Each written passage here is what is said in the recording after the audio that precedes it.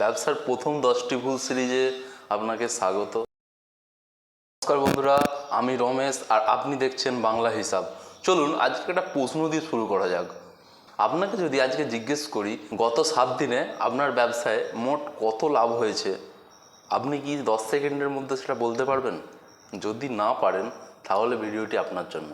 অনেক ব্যবসায় একটা সাধারণ দৃশ্য দেখা যায়, সকাল থেকে রাত পর্যন্ত কাজ চলে, কাস্টমার আসছে, বিক্রি হচ্ছে, কিন্তু দিনের শেষে কেউ লিখছে না কত বিক্রি হলো, কত খরচ হলো, কে বা বাকি নিল। তারপর মাসের শেষে মনে হয় এত কাজ করলাম, টাকা কোথায় গেল?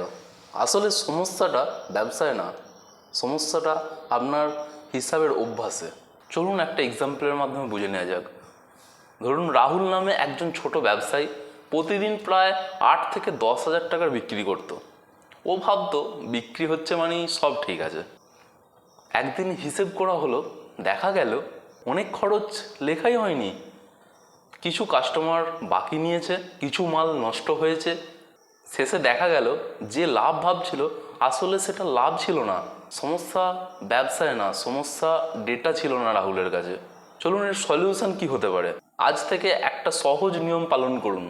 প্রতিদিন শুধু 3টে জিনিস লিখবেন। 1, মোট বিক্রি কত হয়েছে।